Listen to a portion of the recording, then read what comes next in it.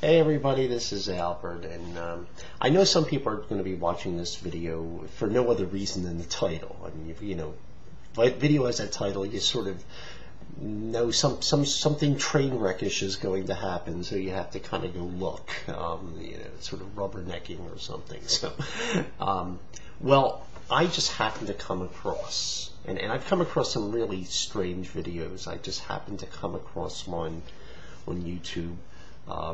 That may be the single worst attempt at some sort of historical connection to Jesus ever made in any, and I'm talking, I've seen Zeitgeist, which is absolutely ridiculous. I've seen a lot of this stuff, but this one takes the cake. Now, if I'm not mistaken, see, I'm not exactly sure where it comes from, but if I'm not mistaken, it's probably from one of those films based on the Erich von Däniken Chariot to the Gods thing, I think there was one called In Search of Ancient Astronauts, but I have not seen that in decades, so this may be from that, but I'm not absolutely positive, so I'm going to sort of leave that in the air, but let's just start taking a look, and I'll sort of interject some comments. This is the monastery of Desani, in the peaceful countryside of southern Yugoslavia.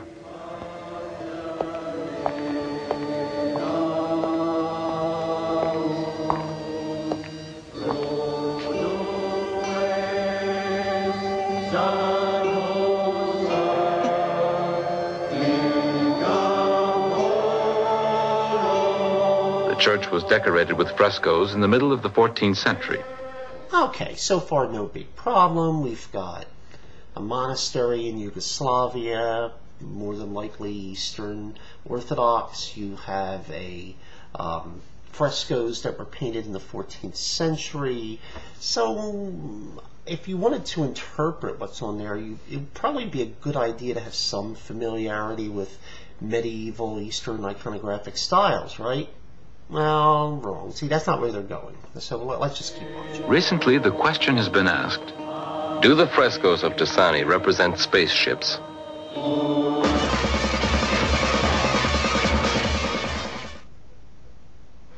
Oh my goodness, where does one begin? Well, first of all, you have the cheesy music at the end there, but I'm not going to be a music critic here, but I will be a bit of an art critic. The alleged spaceships that they're referring to, if you actually know anything about medieval or even classical iconography, or that goes back prior to pre-Christian era, it was very common, particularly in the Indo-European traditions, those Greco-Roman, Persian, and certainly anything in Europe, that the pre-Christian tradition is that whenever you had the supreme god, in Christianity it would be the one God, it was common to show them with the sun and the moon, because usually the supreme god was the sky god, so they would always be pictured with the sun and the moon.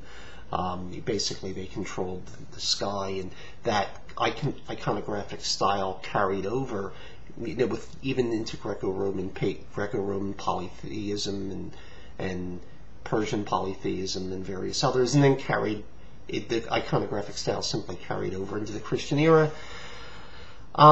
Those two things they're referring to as spaceships are actually the sun and the moon, and it's a very well-known thing. If you look at most pictures of that period that are somehow centered on Jesus, you'll often see the sun and moon pictured in the scene, so it's not really an unusual thing, and not that hard to explain, but obviously if you're looking for ancient astronauts, you'll probably make anything turn into them.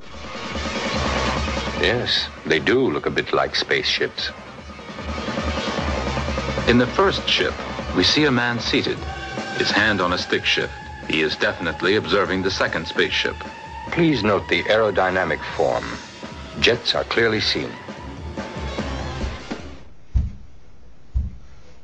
Okay. First of all, there's no stick shift, just as all you see is his hand. And all that would indicate is if this were a stick shift, is that he's driving a Ford Mustang, not a spaceship. I didn't know that space aliens were using the internal combustion engine. The aerodynamic form, by the way, is referred to as a circle.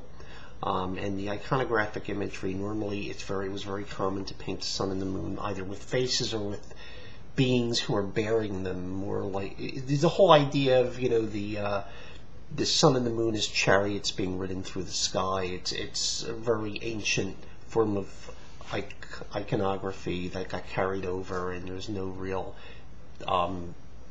space alien interpretation necessary at all. It's a very well-known thing, and I'm not sure exactly what the inference here. You know, the Romans didn't execute Jesus, the space aliens did. I don't know. This is 14 centuries later. Why would they put space aliens in with Jesus, even if they were being visited by... There's no record of them being visited by space aliens. There's a long record of this particular kind of iconography, so I think that's more than likely the cause, don't you think? Well, let's move on.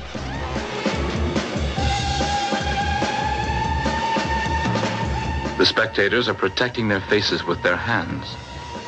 They are obviously terrified.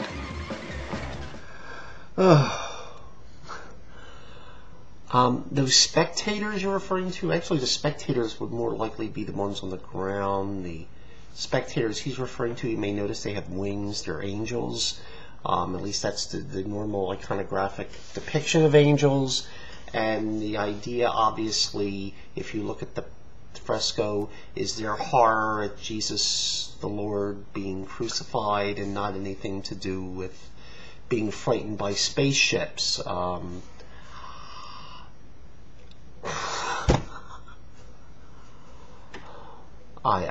this point, you just don't know what to say.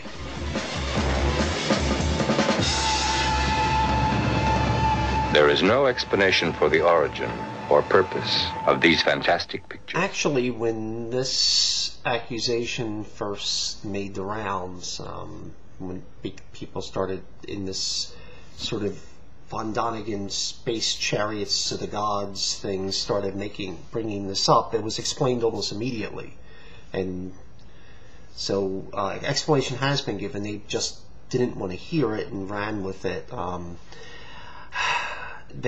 would also point out that you'll notice in this little clip, they never actually asked anyone at the monastery about it. People in the monastery may not even know what they were filming for. A lot of times monasteries or large churches get asked, can we just photograph or take a video or film of the setting, and usually they're granted some sort of access. But if they had asked anyone, they probably would have been able to tell them almost immediately, but they weren't really interested in that answer. Now, were they? Well, there it is. The space alien, Jesus and the UFO, space aliens, whatever. In case you've ever run into this sort of nonsense, you'll have some idea what's really going on. Thank you very much for your time.